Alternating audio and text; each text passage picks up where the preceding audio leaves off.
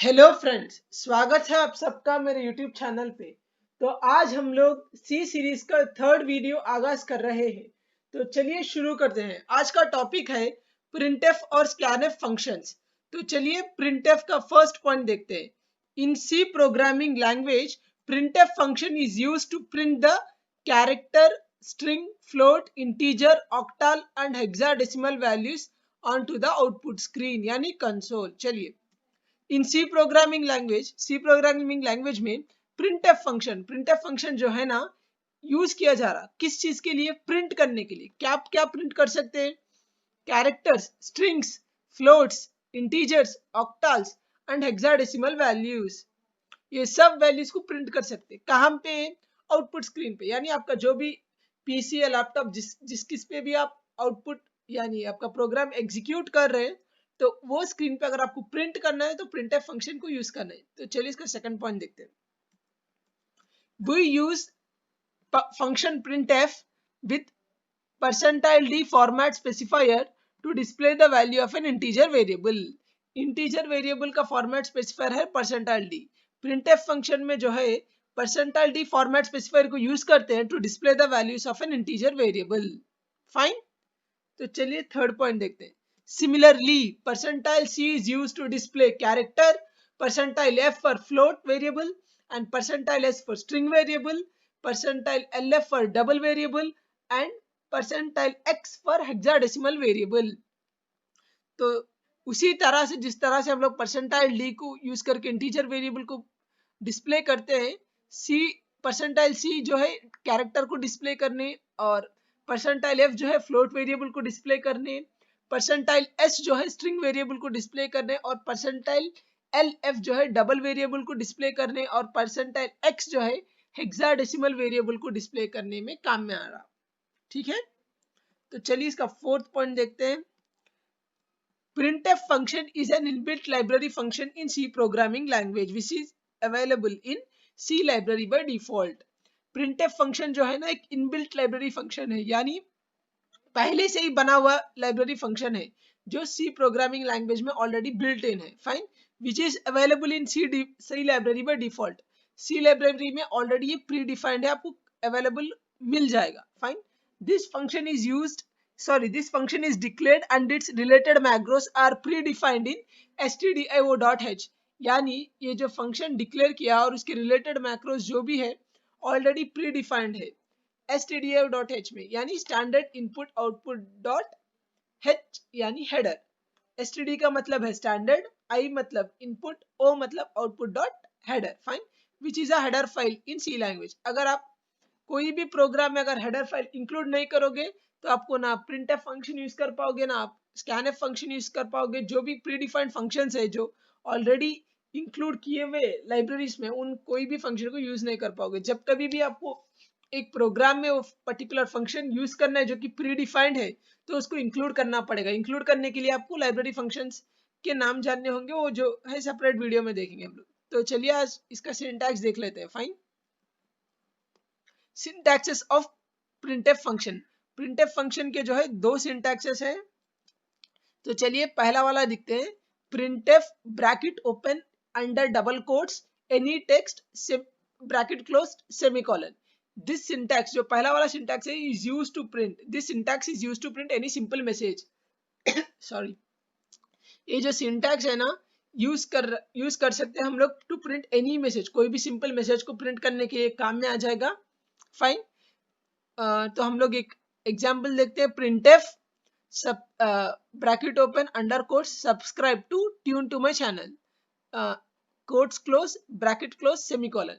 यानी जब कभी भी आप एक फंक्शन प्रिंटफ उसके अंदर कोई भी ऐसा सिंपल मैसेज दे रहे हो, वो मैसेज प्रिंट हो जाएगा। देखिए आउटपुट में subscribe to tune to my channel बोल के नेक्स्ट लाइन में दिखा रहा आपको। फाइन। तो चलिए अब सेकंड सिंटैक्स देखते हैं। Printf brackets open under quotes format specifier quotes close comma variable brackets close semicolon. ये जो दूसरा सिंटैक्स है, this syntax is used to print the values of a variable. ये जो दूसरा सिंटैक्स है ये हम लोग को वेरिएबल को प्रिंट करने के लिए काम में आ रहा। एग्जांपल देखते हैं हम लोग। मैंने एक वेरिएबल डिक्लेयर किया int a equal to 10। Fine.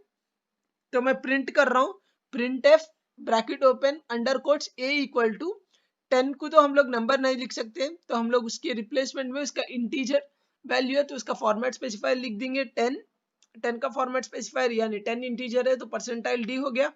क्या बोलते हैं सो अपने कोट्स क्लोज हो गए और colon close sorry comma close हो गया, वेरिएबल दे दिया मैंने, ब्रैकेट्स क्लोज कर दिया और सेमीकोलन क्लोज कर दिया, तो आउटपुट पे आ जाएगा a equal to 10।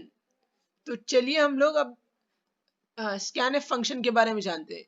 Okay, in C programming language scanf function is used to read the characters or strings numeric data from the keyboard।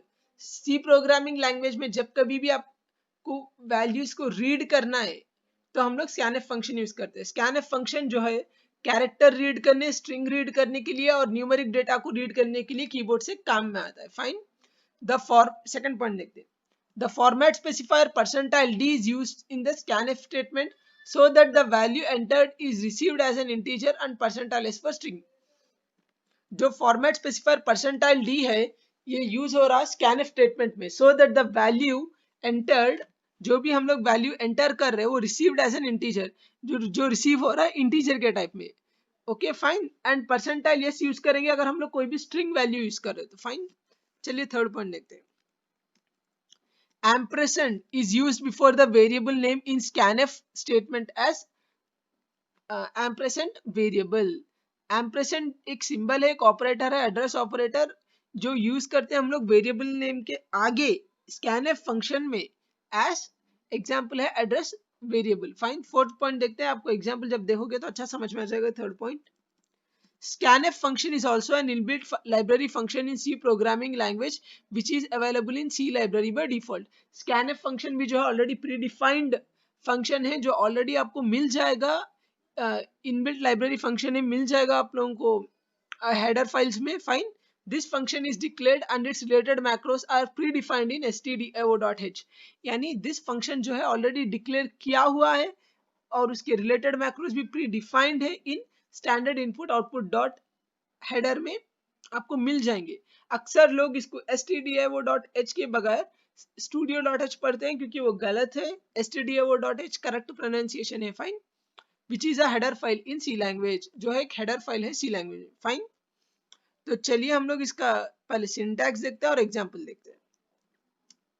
Fine, scanf bracket open under quotes format specifier comma address variable semicolon, यानी scanf function में जो है brackets open कर रहे हैं हम लोग, फिर अंदर उसके अंदर के कोट्स के अंदर फॉर्मेट स्पेसिफायर दे रहे हैं, फॉर्मेट स्पेसिफायर का देने के बाद जो है सो अपन क्लोज कर दे रहे कोट्स, कॉमा ऑपरेटर दिख रहे, फिर एड्रेस ऑपरेटर यानी एम्परसेंड और वेरिएबल कोलन।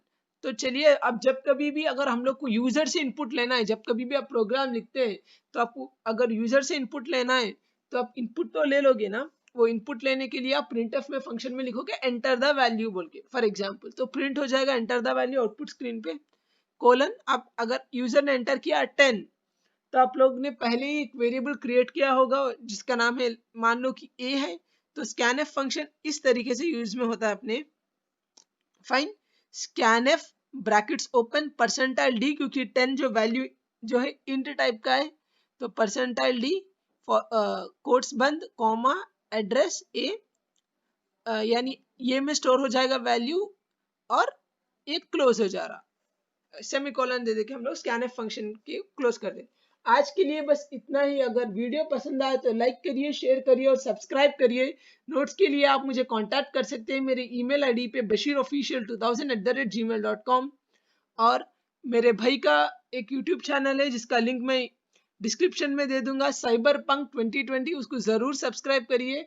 बहुत इंफॉर्मेटिव वीडियोस बनाते हैं अबाउट हैकिंग एंड ऑल, तो आप लोग जरूर चेक करिए। Last but not least, stay home, stay safe, may God bless you all, bye bye and thanks for watching।